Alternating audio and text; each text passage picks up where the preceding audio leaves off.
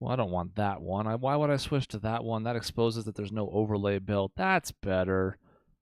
That is much better. Hey, everybody. Welcome to Gray Areas, episode 675. It's May 27th, 2025. Cody is out on assignment tonight. He's just covering a Little League baseball game because we don't have a sports editor yet. Technically, his first day was today, but still, he's having to fill in for work, so he's gone. I like it a lot better if he's out on assignment for the podcast. Yeah. For I don't know what that would be. Something cool though. Some sort of reporting on the spot. Some great interview. That is also exactly what I thought you were going to be. Also, I'm going to broadcast this in protest because Chris hasn't shared the screen with me. So I'm just protesting at this point. No, I can't see anything that's you guys okay. are doing, Keep protesting in silence. Actually, I think it's a good way to do it. I was hoping we interviewed Tosh one time, and by we I mean not us at all, but we were able to kind of co-opt the interview from Gary. Why isn't Cody nailing interviews with people like Tosh? Yeah, it's a good question. See, I'm not like he keeps bringing up he's a journalist, and yet I see very little journalism coming from him. The question you ask yourself is like, is this the biggest Tosh has ever been? I know Tosh.0 and all that stuff, but like, I would argue he's gotten a much better second life in his career now as a podcaster than he did back then with Tosh.0. Well, I don't know in terms of bigness, like that was pretty huge. I think he's a lot funnier now. It feels like, well, I think the format for podcasts is a lot better for him too, because it's just off the cuff. I think so, yeah. I don't love his rehearsed stuff as much. Also, I feel like he doesn't feel the need to say, like, I'm going to make my comedy just out of outrageous things that might get me canceled and like flirting that line. He just is kind of different now. And I don't know. I think he's a lot funnier. So Chris, like him more now. Yeah, I like him more now, but you're right. It's hard to say he was bigger now just because, I mean, back when television mattered, like, the old television format, not streaming, that was a pretty big deal to have a show and a prominent spot on Comedy Central. So, yeah. Mm-hmm. It was, podcasting is definitely big, but it's still not as widespread as television, I'd say. So that's, like, it's big, people do it, but it's, I don't know, Tosh.0 was like, maybe it was a generational thing because everybody in my age knew that show perfectly, and I don't know anybody personally that listens to his podcast. There probably are, but people don't talk about it as much. There you go. I do. Well, Easy one. does. That guy. That's right two. There. Him. I've listened to like 4 episodes, a couple with them, a couple on the side if they had people I liked. We have 5 people right now. 2 of them watch it, so that's a pretty good percentage. Yeah. Oh, yeah. Now, that's a very large sample size. To your point, Dave, 100% of us have watched the show. So, you still are correct. Maisie, by the way, said, yay, Sean's on time right as we started, but I didn't have the chat stuff up, so I can't put it on the screen. It happened in a time that didn't exist. But she said it. She had hearts. So now she's been acknowledged. She's part of the audience. She's here. I'm a little mad that we're celebrating the bare minimum for that, though. Like, that is, like, hey, you made it so you weren't late for the show. Congrats. Do you want a banana? I would love one. I've actually already started, but I will take another one. He has a banana. I will take a second banana, please. So, what we're doing... you want a second banana. Perfect. Yes. No. What we're doing today... And now Josh is also saying banana sounds good. So we're on a banana theme now. Okay. What we're doing today is... We're doing another tier list. We have to finish another tier list that we had started, but we can't do that yet. Cody's gone. And so we decided we would tackle a video game console tier list. If you're watching, which is how you really should consume the podcast these days at YouTube and stuff, you can see some of them on the screen. There's actually more than that. There's another couple rows. My suggestion, and we're just doing this live, is that we decide either we're doing handhelds this episode or we're doing consoles. They're all listed here.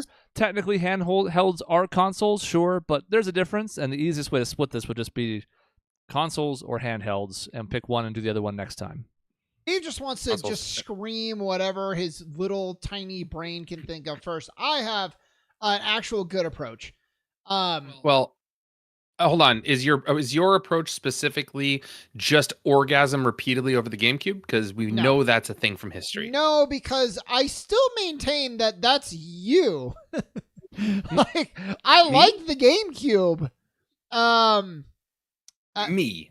Go through history dear listener. If dear anything, you viewer. could say I can orgasm over the Wii U, but that's not even really true. It's just I liked it more than anybody else, I think, in history. Yeah, you're into the weird corner of the internet of niche porn over there where you're like, oh, no one else likes this but me. Yeah, I'm in the That's weird what corner of the Wii U internet love of people is. who actually owned a Wii U, too.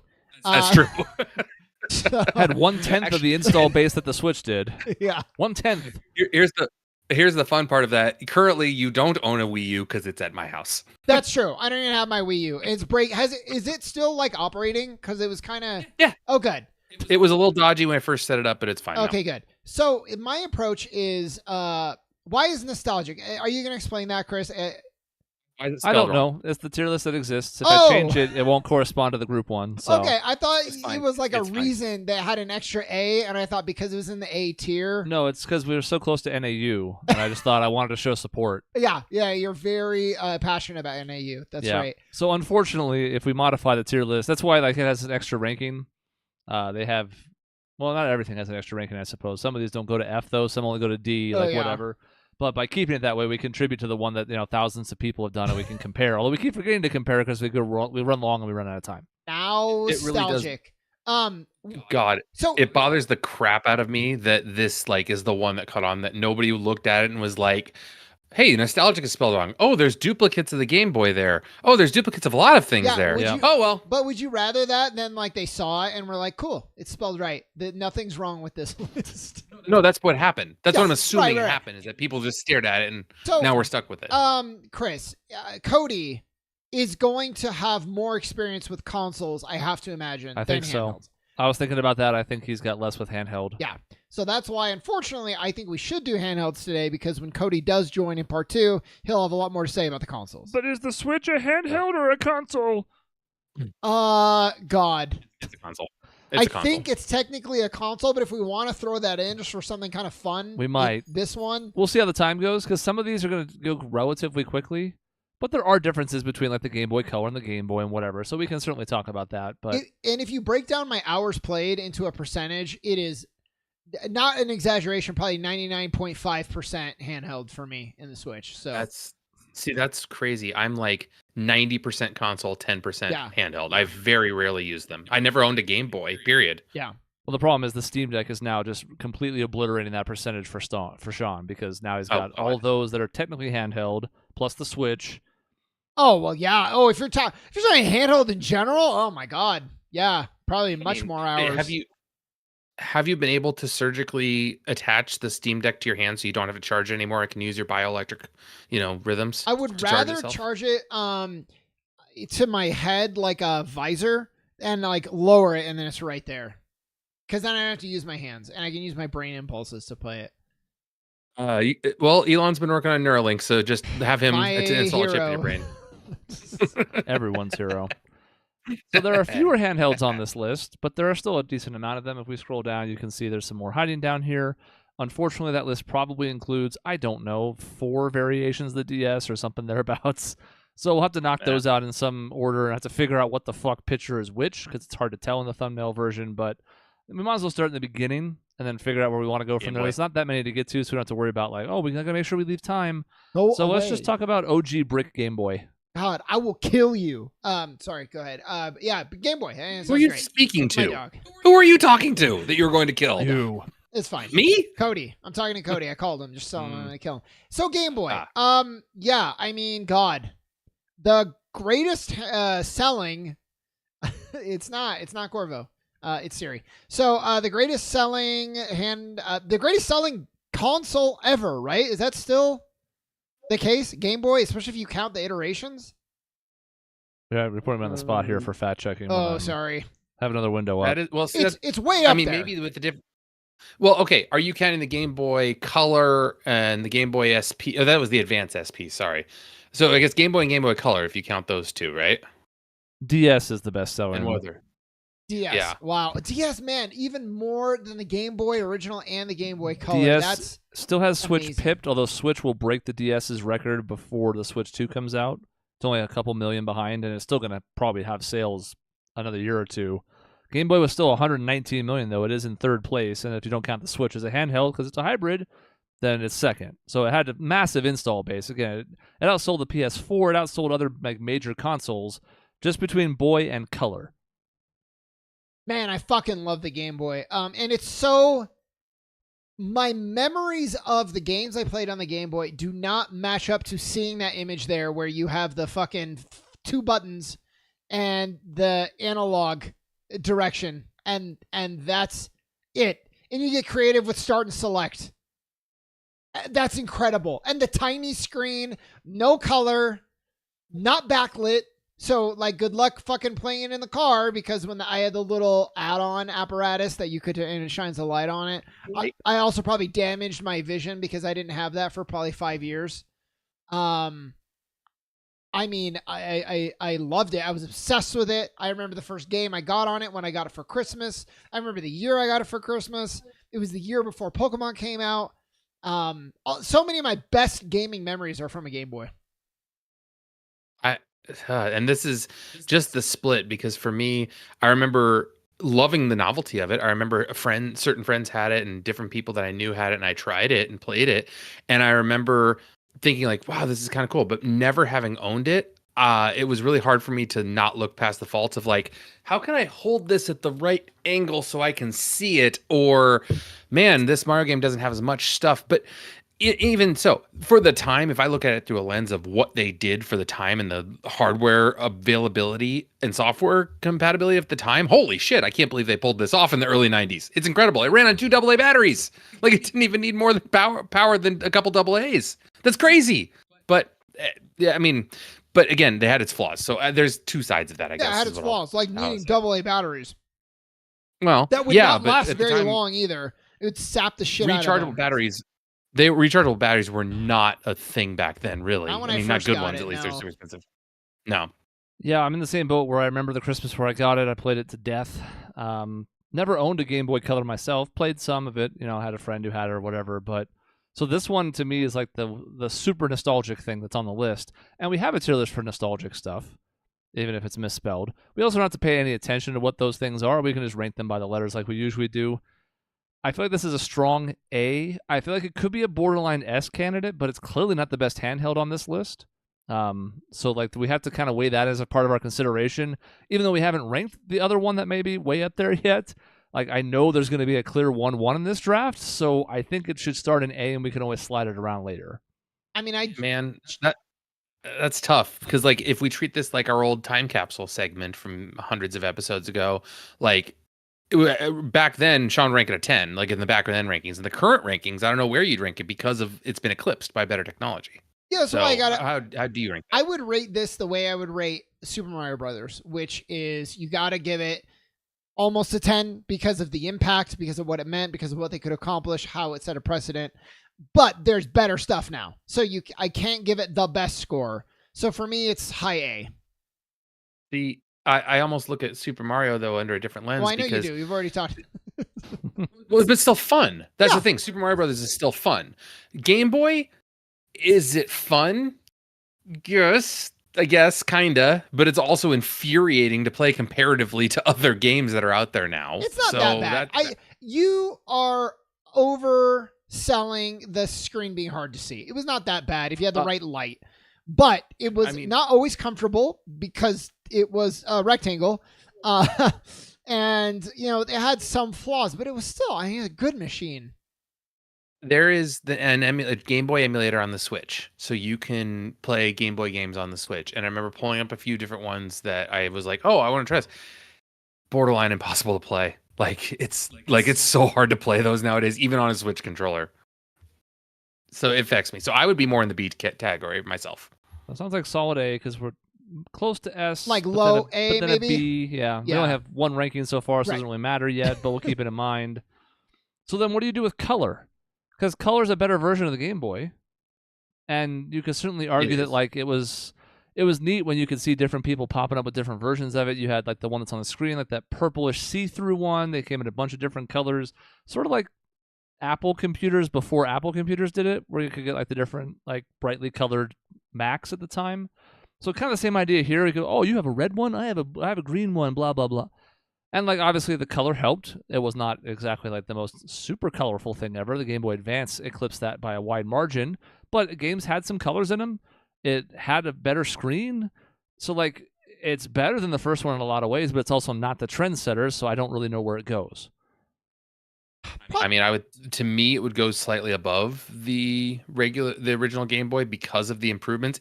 Remind me, did this have a backlight on it? I think later versions did have a backlight built into it, right? I don't believe it did. I don't believe it did. Later versions might have. I don't think the first one did. I'll look. I would guess later versions did not, because even you're getting into the Advance, which comes out later, and even those did not have. SP had the backlight, but that was the first one. Really, the original Game Boy Advance didn't have a backlight? No. No. Which we'll talk about when we get there. Yeah. Okay. Wow. Okay, then yeah, if it didn't have the backlight, then it's basically, it was a nice little improvement, but it wasn't a mover. Like you weren't gonna, if you had a regular Game Boy, you weren't gonna be like, oh my god, I have to go buy the Game Boy Color just because it's out. Like, well, I mean, did that really move you? You're right. You're still right. Because the colors, because there was no backlight. They made a little bit of a difference, but not tremendously. I seem to remember the variety of colors not really being being capable of hitting that many. So like, yeah, if you want a couple new colors, spend money. But really, you did it for the case. It was a little bit smaller. It was a little bit nicer. And so that was cool. I mean, like, it's a little bit nicer than the Game Boy, but that's about all I can say for it. Yep. So I just put it right next to it. Kind of. I mean, it's basically the same thing, right? I'd probably have it like B, just because I think it's fair. The importance of the game, like, it's reductive, but you can be like, well, there's no Nintendo DS without the original Game Boy. And sure, I mean, you do the same thing with, like we talked about, Mario Brothers versus Mario Odyssey, but I think I have it below it, so it's probably just going to be here for now. Sure. That's fine with me. That's fine. We can adjust if necessary. I wanted it in B anyway, so just put it in B. I'm fine with that. Well, it's not in B, it's in A. Are you even watching the same stream? Did you even listen to anything I said? Are you listening to anything that's coming out of my mouth? To be honest, no. Well, never. Now, 700 fucking episodes, never. We might as well just stick with Nintendo for the time being. We can jump over to a Game Gear or a PSP later, but what's tricky is we might as well just move these next to each other. We can talk about them in tandem. These are, again, the same system. They're both Game Boy Advances, but one's the SP, and as we talked about just a moment ago, SP, foldable screen, so a lot better for portability. Better battery life, and it also had a rechargeable option, so like you didn't have to worry about plowing through batteries. So like it's tough because now backlit screen is in the mix. Like there's a lot of different upgrades that I think are much more sizable than Game Boy to Game Boy Color, but the original Game Boy Advance was still a pretty big deal, sold pretty well. Not original Game Boy levels, again, like we talked about, almost nothing did. So like the SP is above the Advance for me because it is such a step ahead that it doesn't matter what the Advance pioneered, but I'm not entirely sure where I put them. I don't even know how to. I'm having trouble remembering a piece of software that demonstrated, oh, now we're in a new area with the Game Boy Advance. Like, it's not like there was any one specific one, but it's the fact that you could basically play SNES games on the go. Yeah. So like you had a lot of those ports. You had, Mario World coming onto it, Yoshi's Island coming onto it, games that the original Game Boy could never have dreamed of running. So it wasn't any one showstopper. Like, when we've talked about with Mario 64, the first time you played it, you're like, holy shit. Yeah. There's nothing like that for the Game Boy Advance, but it's just a collection of like, oh, look at all these really good games and now new titles we can build with this powerful of a portable system. You actually just answered my question too, because Super Mario World I think this was the first time I ever played it, was on the Game Boy Advance. I think the Seasons and the Ages game was a Game Boy Advance game too. Yeah. What was the one? There was some on Game Boy Color, wasn't there? No, well, it was just a re-release of Link's Awakening. Ages and Seasons. That's right. I don't remember now. It's been too long. I can look. I think Oracle of Seasons I think that was on Game Boy Color. I think, but regardless, I'm glad that you brought up the ports of Super Nintendo games, because that was the huge, as dumb as it is, that was the seller for me. Yeah. Because growing up playing, the times I played the Game Boy, I was like, yeah, this is fun on the go, but I have a better thing at home. So I wanted to play that more. But now I'm like, oh, I'm playing the same thing that I have at home on my hands. This is fantastic. Now, the Game Boy Advance was a little bit after the Super Nintendo and the N64 already came out, but I didn't have an N64, so I felt like I was still kind of playing the games I wanted to play on when I'm on the bus with Chris, because this was high school stuff. I yanked out his Game Boy Advance plenty out of his hands, probably. Yeah. Probably. And this has one thing that no other portable system, I guess the one other portable system before it didn't have, a Mario Kart, which Yep. is like tailor-made for portable play, especially if you have other people who have the system and or the game and can play with you. And yeah, you had some other stuff going on with the original Game Boy with the link cables, and the Game Boy Advance carried that over. So there was some functionality before, but being able to play Mario Kart on the go was a big-time mover for the Advance. It's why it sold 80 million copies. Again, that doesn't approach the Game Boy's 110, but that's a ton of fucking copies of a console/handheld. So, like, knowing what's still to come, like, there's no way the original Advance can be any higher than B, knowing the SP exists. I don't know if I can slip the SP into A, but I think I have the SP in no lower than B and the Advance no lower than C.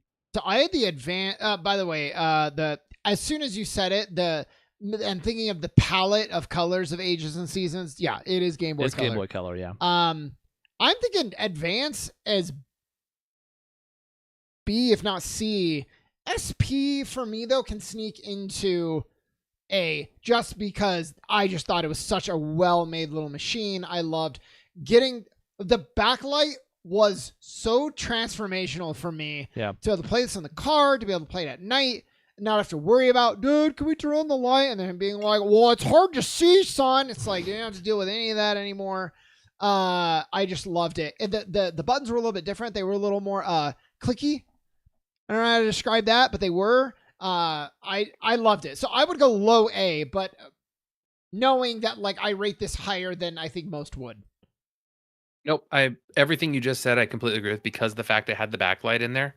Well, the SP is where I'd put the low A. I mean, I'm with Sean on the regular Game Boy Advance being down near the C area, but the SP, not only the backlight, because that made a huge difference, but also the foldability. It's so tiny, it literally can fit in your pocket with no issue. Yeah. Like that one had the ability that you could just go boop, done. Like it's smaller than a cell phone now. Yeah. So big deal. It's for me. great. I don't know why there's multiples of these, by the way.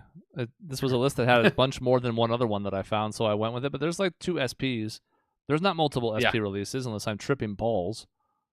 Well, I mean, it's the same picture, so that's the fun part. I mean, Right. So who knows? maybe they did at one point. This is a little bit faster, but I don't think even if they did, we should care. Doesn't matter. That brings us to, again, like I think there's multiple XLs here. There was a ton of different iterations of the DS as we're lining them up here, but I'm pretty sure that's just 2 original DSs next to each other. But the point is, we're looking at multiple parts of the Nintendo 3DS family here. Well, first DS. We'll get to 3DS in a minute. First, yes. So, No. DS and 3DS is tough because, I mean, we've talked about iterations, improvements. The 3DS is just a better DS, especially because it can play all the DS libraries. So it's like, what do you do with the original DS? It was still a massive phenomenon, and 3DS just made a better version of it, like the definitive version. But the original DS still has to get some credit for revitalizing Nintendo's share of a market that they were kind of dwindling on the console side a little bit, because the GameCube, we'll talk about on the console side, but it sold okay. Yeah. So like the DS was all of a sudden like, well, no, there's no threat about Nintendo becoming a software maker, because now the DS has made sure they're going to stay in the hardware game. It's a very difficult one for me to rank, and I'm interested to hear your guys' thoughts. Well, let me ask, and this is actually pretty important for me, at least. Are we saying DS and DS Lite are in the same category? No, there should be a light around here somewhere, although God knows where. Oh, God, that almost looks like a light. It does to me. Let me see if I can find another Game Boy Advance. Look at that. Yeah. Another Game Boy Advance, another XL, another color. So then I get God. So if they're different, I did not own. I think for me, very notably, I did not own a DS. I didn't think the games were very good at the time. I thought the Mario 64 seemed uninspired, and I just never owned it. I don't know why Dave's covering his face. Because it's really simple. The DS for me is like S tier. Oh, I mean, the original this though. was the to clarify. Well, well, okay. Ooh. Because if we're if we're breaking up light and original, that matters a lot for me. If we were to combine them, it's a very different story. Oh, good Lord. Oh, hey, this is better. Yeah. This is a better ranking Well, list. what's funny is I think it's by the same person because they spelled nostalgic the same way, differently. But now it's a C tier. But more importantly, there's like one of each in this, and I think that's going to make for a much more manageable list. Yeah, let's do that. Anyways, we're just going to kind of catch it to where we were. This is the same circles even. So, anyways, keep going.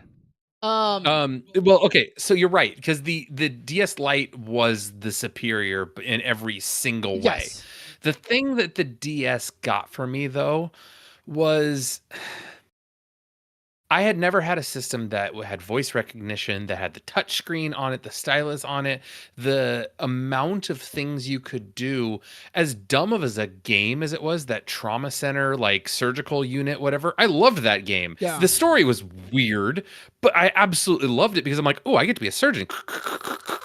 Like, it was fantastic. I loved it. There was another game that I remember one of the hard puzzles to figure out was you actually had to close the DS to stamp a book or something like that.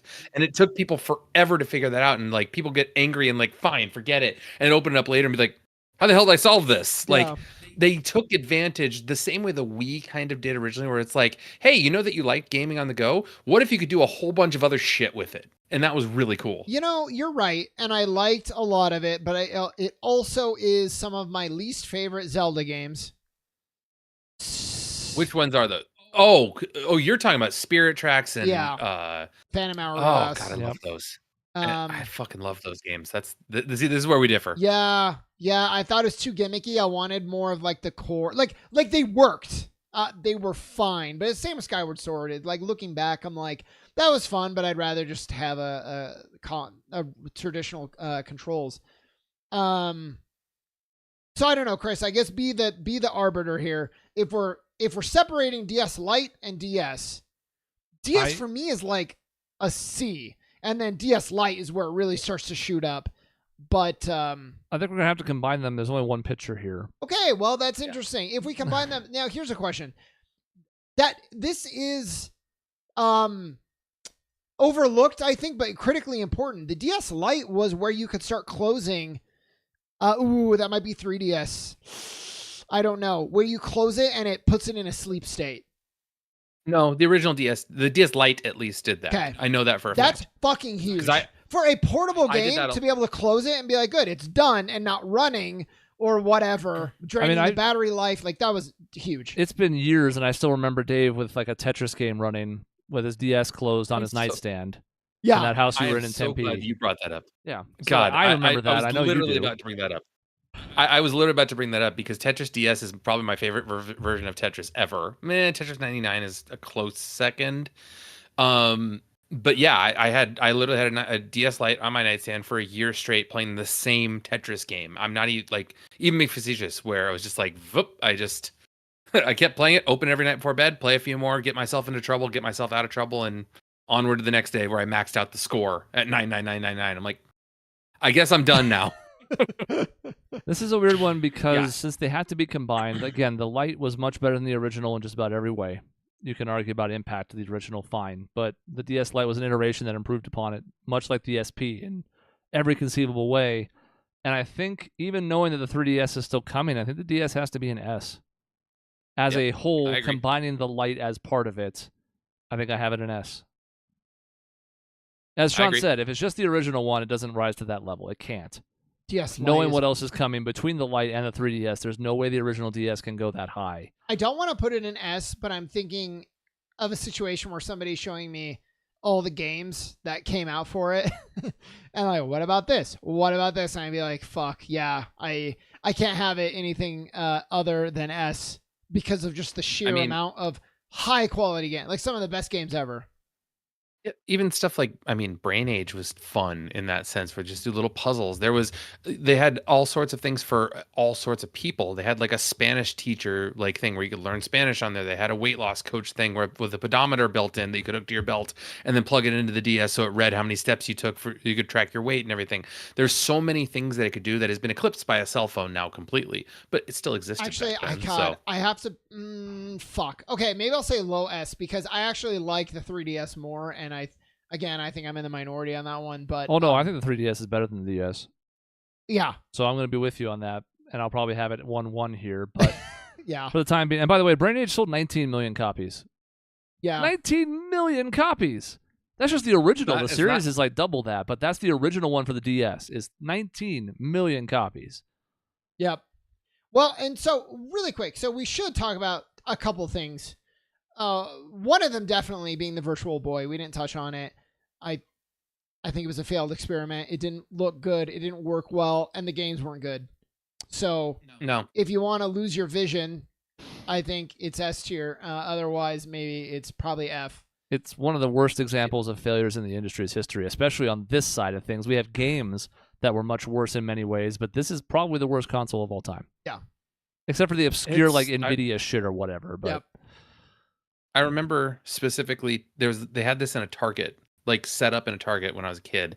And I remember like leaning forward, putting my eyes in it, and seeing a bunch of lines fly by me. I'm like, am I supposed to be playing something? Like I couldn't even figure it out. It was unplayable. Yeah. yeah, So I tried it once in a they tried. Kmart or a Target, and it gave me a headache. Even in the short 3 Yeah. or 4 minutes I tried it. I never owned one, didn't miss out on owning one. It belongs in F. Yep. Yep. And then I was going to say, so now we can stick with Nintendo. By the time the DS comes out, the PSP was right around the same time, maybe just before or just after the original DS was released. So we But could you've skipped jump, by the Game Gear. but We gotta go by the should do Game Gear. Yeah, if we're Yeah. going to go alt in time order, sort of, we should go Game Gear first. Now, Game Gear Yeah. is weird because it was kind of superior in every way except the games, and there it was far Bingo. inferior to the point where like it would be stupid to own one. So I don't know. That it is amazing how that was, because I remember playing the Game Gear and it was heavy. Like it was a heavy system because big. they had a whole bunch of stuff in it. It was more, I believe it was more expensive than a Game Boy. I don't know exactly had how to much have more been. It expensive, was. but It needed 3 batteries instead of Um, 2, if I'm not mistaken. It was bulky, but Yep. still a pretty small screen. But man, Mhm. compare like the way the games looked, it was it was backlit screen, Mhm. like graphically much better. But I mean, like, the weird thing is I actually really liked playing on the Game Gear. I thought it actually fit my hand a little bit better. I didn't mind that it was heavy. I love the backlighting and I love the color on it. yes, But like the only game I really ever remember playing on it was the Sonic game that was available for it, Yep. and it was terrible. Yeah, like it was almost impossible to beat like the second level. I yeah, was like, it well, was what a am I really doing here? tough Sonic game, and that was it. It was all, and so in a way, it Yeah. almost feels like a tech demo because like you can't get far in the game, but it like showed off all the colors and the speed and the graphics. Mhm. I would say D. You could convince me of C if you're really just trying to sell me on the specs, but the game, like, name me another Game Gear game. I don't know Wow. one. So I just pulled this up just to take a look at Okay. it. 3 things. So the Game Gear was $150. The Game Boy was $90.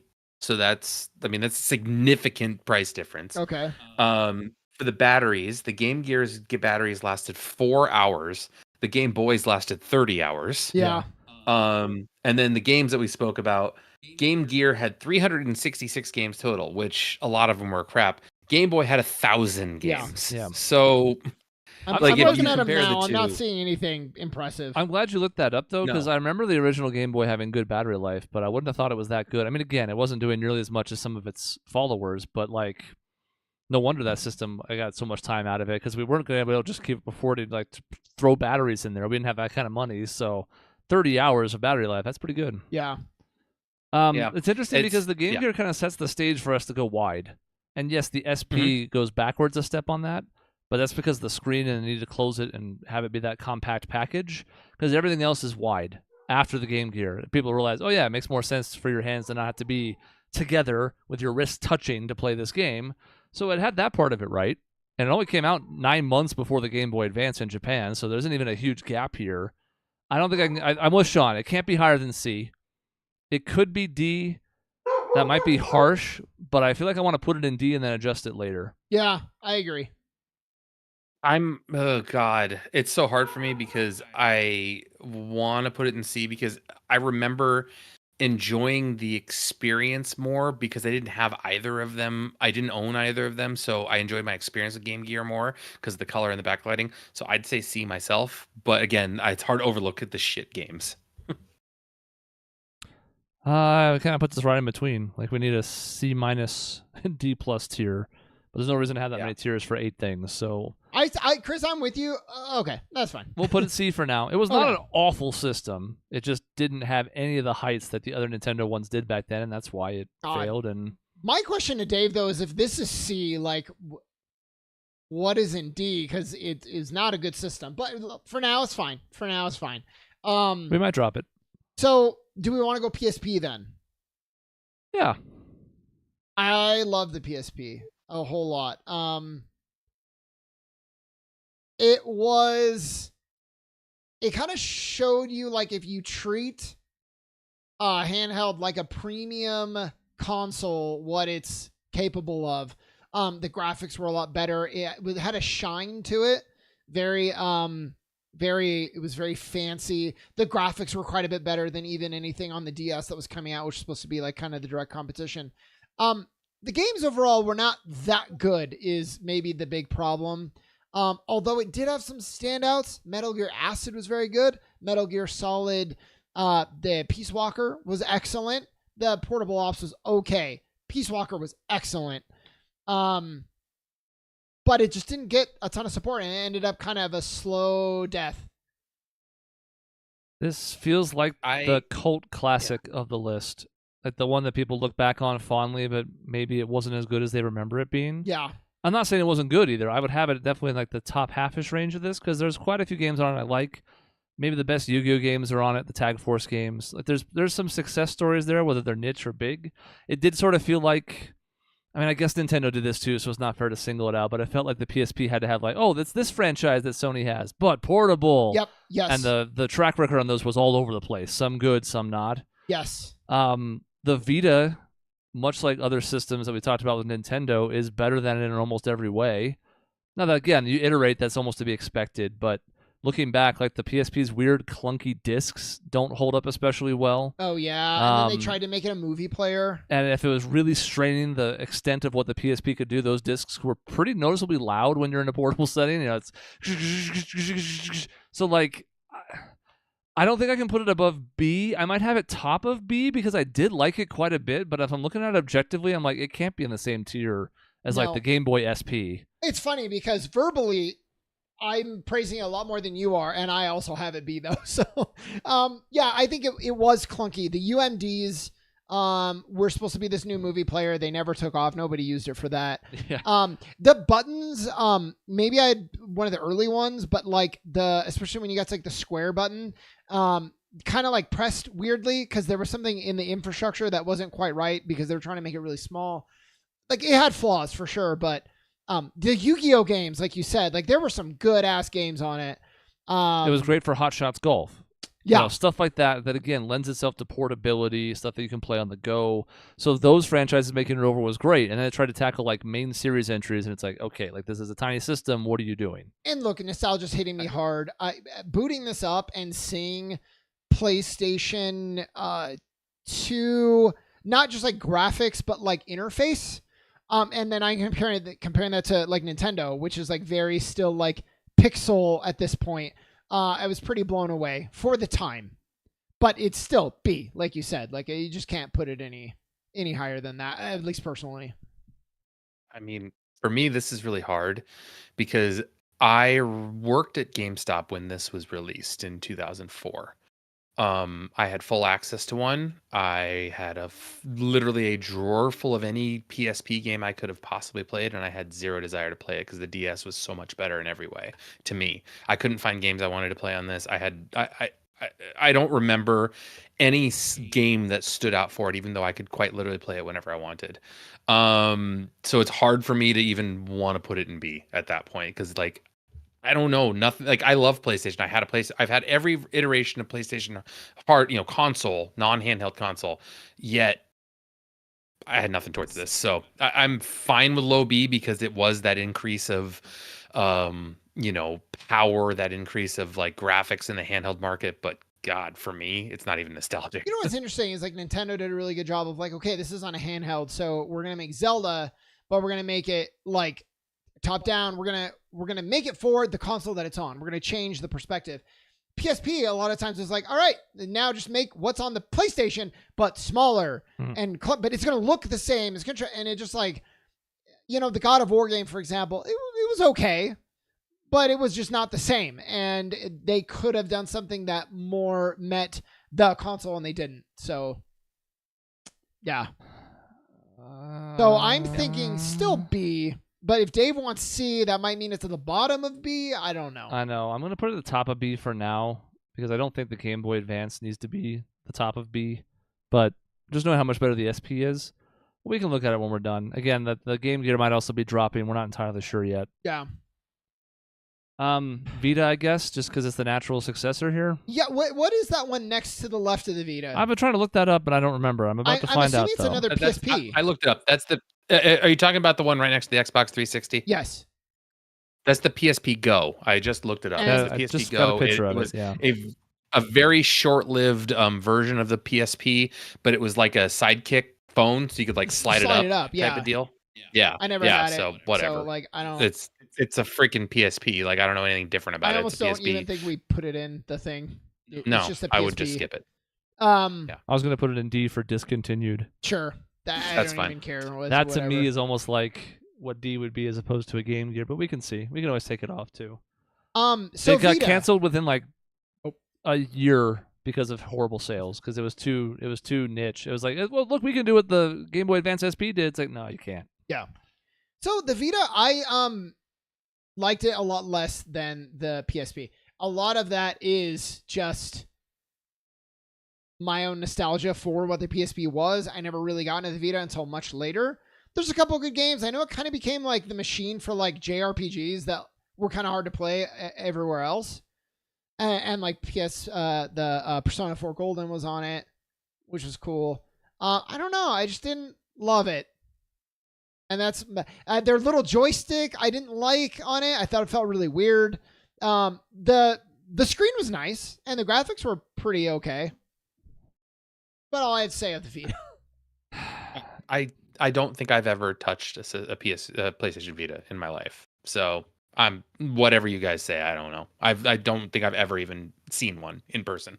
So I was gonna say we didn't loan you one to play Golden, but then again, like I think both Sean and I borrowed Jason's to play Golden, so we didn't have one to give you. It's tough for me because we don't want to let nostalgia guide everything that we do, but I'm almost in the same boat as Sean, where I'm like, this is a better system, but I didn't like it as much. I don't have any ties to it. And it was exactly that, like this hub for JRPGs. By the end, it was almost infamous for that. It's like, okay, well, this is the thing you can't play anywhere else. Come get it here. It's like, okay, that was cool, especially because 10 years ago, JRPGs were having a hard time in the American market. But I don't know where to put it because I'm like, it doesn't belong any lower than C. It's a good system. It can't go any higher than B. No, yeah. So it's got to go somewhere in there, which you'd think would make it easy. That's just two letters, but it's like, is it the bottom of B? Is it the top of C and it just looks really out of place next to the Game Gear and the Game Gear's got to go? I'm kind of thinking top of C and the Game Gear is maybe D. I don't know. I mean, that's, I mean, I don't know, maybe I'm doing too much personal input on this, but like, it's really hard for me to put the Vita, the Game Gear because I never enjoyed it, but I can understand the difference. I mean, that's where you get into those questions of like, what does it actually mean to rank it? Because if we're ranking what's a better system as far as power, graphics, blah, blah, blah, yeah, well, that's easy to tell. You gotta follow your heart. What did I enjoy more? You have to rank it against its time. Yeah. Is the Game Boy a good system now? No, obviously not. The Steam Deck would blow it out of the fucking water, but it wasn't if you had a Steam Deck in 1985, someone would consider you to be like an alien or a CIA operative or something with technology you weren't supposed to have. Yeah. We kind of saved one of two things for last. One of which is the 3DS, and the XL, which we don't really need to rank separately, but can. And then we can decide if we want to get to the Switch. It's only 45 minutes. So we probably have time for both. And then taking the Switch out removes one from the next version of the list. There's also like the Game Boy Thin, or whatever this thing is. I don't even fucking know what that is. We're just gonna put that down there with the other PSP in the who cares category. Yeah. It is obscure.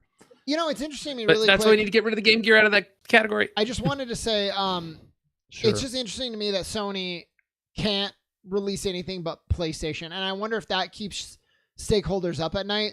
Like it failed in the handheld market, they failed in the VR market, they failed in the AR wand market. They're just do PlayStation, and maybe they're worried about that. I don't know, but it stands out to me. There you go. The Game Boy Pocket. That's the name Doug said. Yeah, my bad. Anyways, go ahead. They're beating but they're beating out Xbox Right. as far as the PS5. So the thing they do very extremely well. I much prefer my PlayStation to any other console, for the most part. But it's like they keep trying to branch out and they keep failing. You have no idea how happy it makes me to hear you say that after your years of Xbox fandom.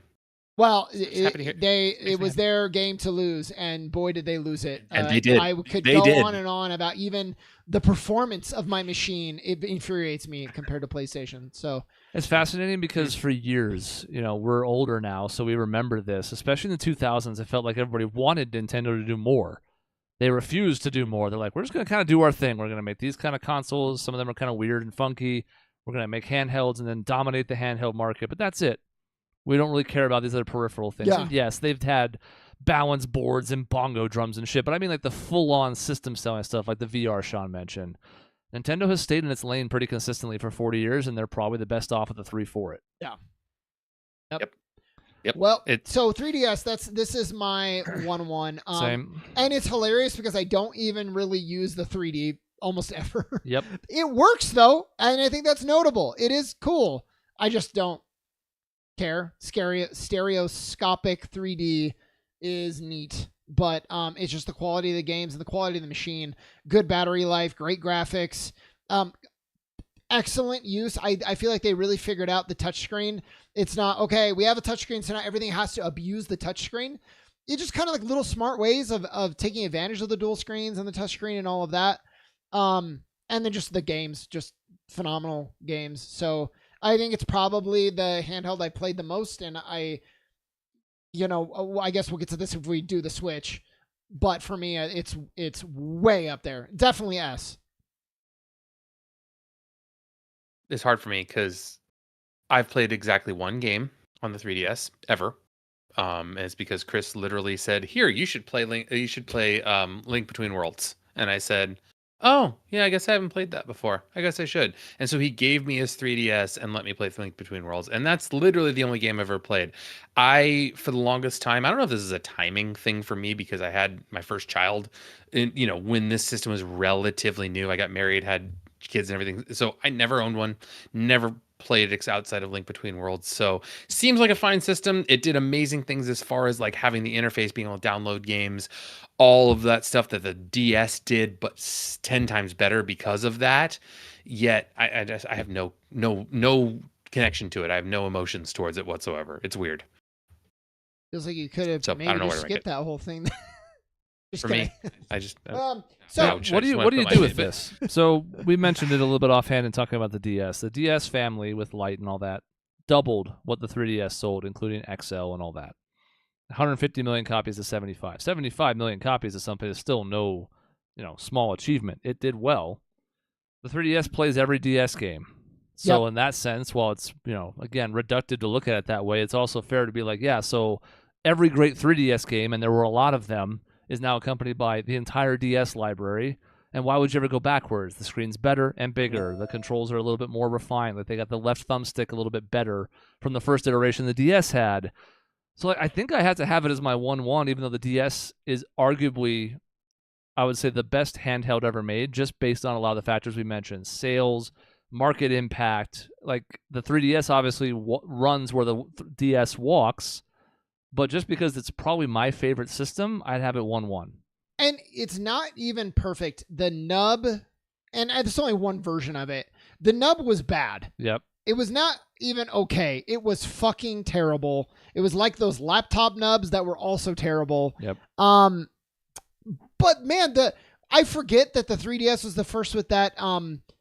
What do you call it? It's like a thumb stick, but it slides instead of a stick. I'm sure there's a term for that, but it was great. Like that worked really well and felt great in your hand. Yeah, I mean it's way up there for me. It's somewhere in S. The Switch is my daddy, so like that's gonna have to be probably higher when we get to that. But I love the 3DS. I'll just put the XL up here.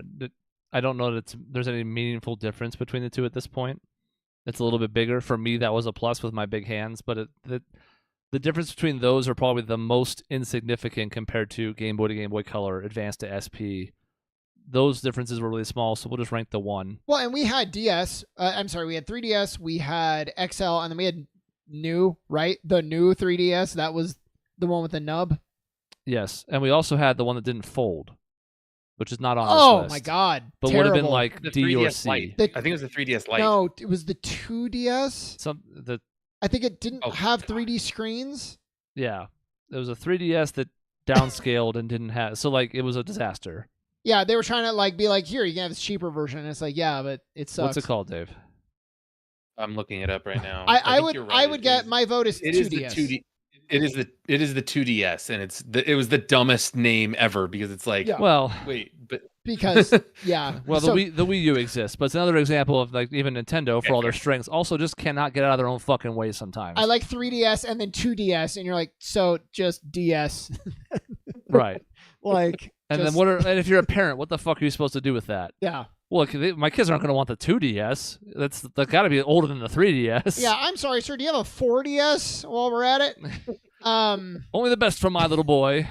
Yeah, let's do Switch because we got like 10 minutes. So let's knock it out Switch here. and then Steam Deck we should do too, right? Although it might not be here. That's not here, but we can talk about it. Yeah, we should talk about it. Switch is the best. That is my 1-1 because it takes full-on console level games, competing with the best, most complex games on the market.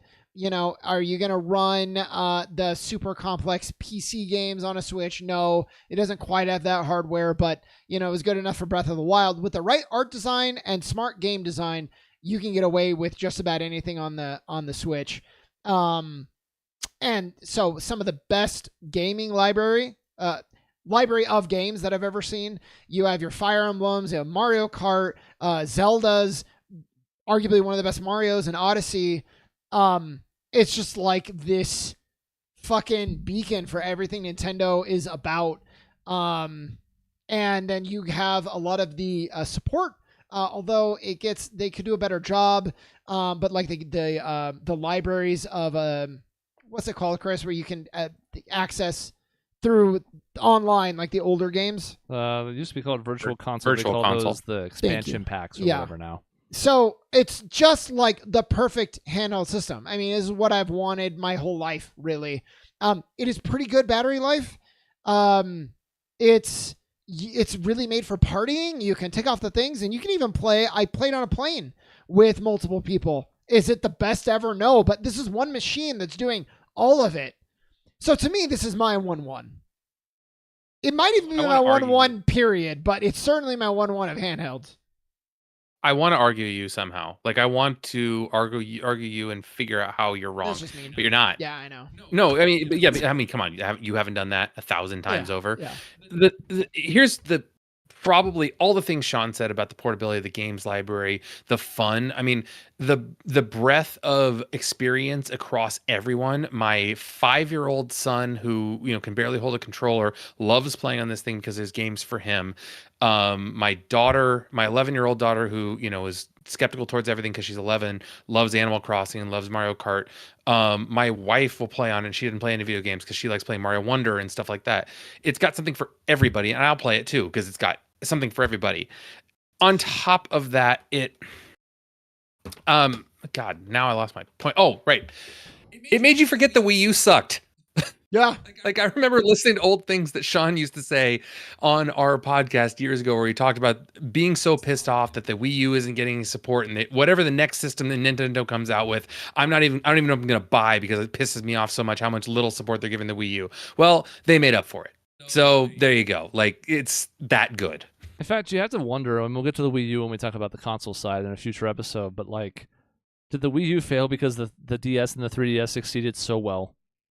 because they're like, oh, look, on the bottom half of the 3DS, you can put your party's menu for an RPG, and you can see all their stats in one place on the bottom screen. And now they're like, now do it on a TV, and you're like, what are you gonna do? Hold up the tablet in front of your TV so you have both screens? Nobody's doing that. So like maybe the Wii U failed just because of some of the handheld success, and then they realized, okay, now we actually need to focus on what made us good, and they fixed all that with the Switch. I mean, I can quibble. The Virtual Console is pathetic compared to the Wii. It's a fucking joke. It's ridiculous that in 2025 we're still drip feeding classic games from 40 years ago. It's a fucking joke, and I'll die on that hill. And that's not the Switch's fault, and it's not really a demerit, but I'm so tired of the stuff where it's like, oh, it's 7 or 8 years into the Switch's lifespan, and this week, here comes Donkey Kong 64, and we're supposed to be like, yay! Yay! I definitely won't pirate that. Yeah. So there's my Virtual Console soapbox for the day. The online expansion packs that you have to pay for in some cases, like the N64 games, are pathetic. Well, and the Joy-Cons are not good for single-player stuff on their sides. It's great that it's an option, so again, not a demerit. Like Sean said, it's awesome that I can be like, here's 2 controllers that I slide off on the go. So it is a good thing more than a bad thing, but they're very uncomfortable to use. And I know I have big hands, but no one can use those things for more than like an hour without going insane. And I mean, the Joy-Cons also have the drift pretty badly. And this is not just me where now my slider is kind of loose. So I'll be playing a game and it'll just slide right off. That's a problem. The stand was a problem. Yeah. The Switch 2 seems to be addressing a lot of these issues that they learned from the Wii's 8-year life, or the Switch's 8-year lifespan. So like they're clearly aware of some of the failings. But even with those minor quibbles, I think it's still absolutely S tier. I don't know if it's my 1-1. I have not enjoyed this as much as maybe the other two of you have, but I can't deny it's phenomenal and it deserves to be in the S tier. And if it's 1-1 because it is for 2 of you, I have no problem with that. It's 1-1 in the handhelds, that's for sure. It's not 1-1 in the consoles, but it's a 1-1 in the handhelds without a doubt. That is an interesting debate. Now they're all going to be in this. We're just dividing them up by this to make it simple for the sake of cutting the episode in half. We'll see what it does to the final rankings and where things might fall. As a handheld, I agree. There's no comparison. What it can do as a handheld to everything else is night and day. As a console, it's definitely not my 1-1. For sure. I mean, I would have killed for something like this as a kid, because the idea of I remember playing Nintendo, the original Nintendo, on the family living room TV and playing, and my mom or dad saying like, hey, show is coming on, I gotta like turn the game off. I'm like, well, I can't save it. I'm like playing Mario 3. It doesn't save. I gotta restart if you turn it off. Okay, well, I'll just leave the system on and hope that no one ruins it. Well, power outage or someone bumps it and it, like, gone. The idea of being like, oh, you need the TV?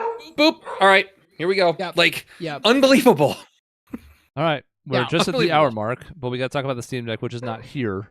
Yeah, and I don't know if we want to make that extra 3DS that is staying in for the Steam Deck, or not. But I love the Steam Deck. The ability to have your entire Steam library, for the most part, play on a handheld, and especially because it's PC, it shouldn't work as well as it does for the most part, where it immediately maps to a more traditional controller, not mouse and keyboard.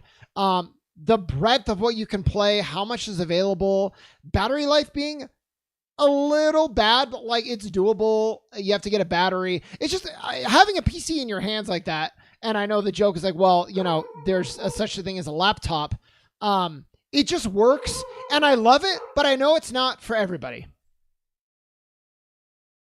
If I played PC games ever, if I had Steam as a reliable method of playing games, of which I don't, I think I've downloaded 2 Steam games in my life, and one of them was for the channel, I might care a lot more than I do.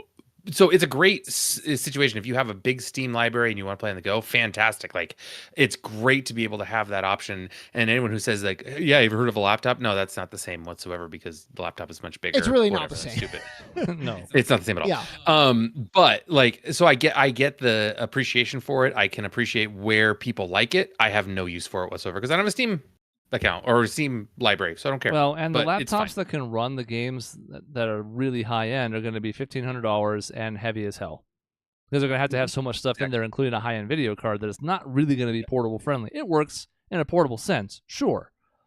I have picked up Sean's Steam Deck. I've never actually played it, but I've picked it up when it's been sitting around the house or something, just to be like, how does it feel in my hands? Like, how heavy is it? Stuff like that. Seems like it's really well made. It seems like it's something that I would prefer because it has a pretty good size to it. So again, with my big hands, it'd be a lot more comfortable for portable gaming. It can't play everything. Some people are like, oh my God, you can play your whole Steam library. No, you can't. No, you can't. People are disabused of that pretty quickly. But the amount of games it can play, especially when you factor in some of the older stuff and the RPGs and things that are really accessible now, is very high. I think it's probably tippy top A for me. I don't know if I could put it in S, but I wouldn't mind if it ended up in low S. I would even say at times low A for me, just because the limitations. I was playing XCOM, which should be a pretty simple game for it to run. I had to turn down the graphic settings for whatever reason it was crashing. I had to remap all the buttons. So it's little frustrations like that sometimes where you're reminded that it's not a perfect machine. The battery life is bad, and I'll go months without touching it. But when I'm using it, it's like, oh my God, I'm so glad I have this. So I'm okay with low A, but it is a really well-made machine. And it's interesting because it's not exactly future-proofed. They're going to have to probably make a new version of it someday because games are going to continue to be more and more taxing. Yep. And if they want to tackle some of the more modern stuff, you don't need to have, the full 4K experience or anything. But even running some games in 1080p is a struggle for the Steam Deck. So yeah, we'll see. You know what we could do really quick on too? We could do the Portal, although it's not. It's not really a portable. It's portable within a radius. Yeah, it may not even be. It's a C because you have to be. If you have the exact use case for it, which is your wife or your whoever family is on the TV and you want to play PlayStation and you want to switch from the TV to your handheld. It works pretty well, but there's still a stutter because it's all gone. So if your internet's not excellent, it still is not great. So that's honestly, it's probably like a low C. It's good idea, bad execution, right? Yes, because yes, it is. It was like, oh yeah, that makes perfect sense. Yeah. Oh, I thought Dave was talking about that. Because it's like, yeah. No, I was saying if it wasn't so expensive, if like the price point on that is nuts. It's like $250. That's too much for what's essentially just a clone, like a God, what do they call that when you have like I think it's 200. a clone of I think it's 200, but which is still a ton because you have to have the system. So you have to have the system. Level, it's like what we wanted the Wii U to do, right? Because the thought was when the Wii U came out, you'll probably be able to play the games on that screen too, right? And the answer is almost never. And they're doing a beta where they're trying to have you be able to play things from the cloud, which is moving it closer to handheld. But I don't even know what's happening with that. No one seems to kind of know what's going on. And so for me, it's like a high D, low C. I don't know if we have a thing to. Well, there's this weird PlayStation. That's the PlayStation 1 with a portable, like a screen attached to it. So you could play the PlayStation without a TV. Right. I remember that coming out. So it's like, that's why I mean, like it's kind of like a Portal sort of not really. Let's put it and then like low C maybe. I was gonna have it above the Game Gear to push the Game Gear a little further right. Sure. Because Game Gear we're not pushing down into D yet. We'll see where we end up with the consoles in the mix as well. You know what, Chris? I'm okay with that because the Portal looks and feels beautiful. It just works like dog amazing. Shit. Right. And that's the problem is you'd almost rather it be reversed. Yes. Okay, well, that leaves us with, it looks like about 20-ish consoles, which we'll have to go through a little quicker. But again, some of these we've talked about at length before. Like, we don't need to spend 10 minutes on the GameCube. We could easily, but we talked about the GameCube a lot. We did put it in the time capsule at one point, if I'm not mistaken. So we'll get through some of those quickly. What hasn't been said about the original NES already. Some of those will probably inspire debate, like where the hell does a Dreamcast go? Well, we'll find out the next time we tackle this when Cody's missing. But that is it for this show.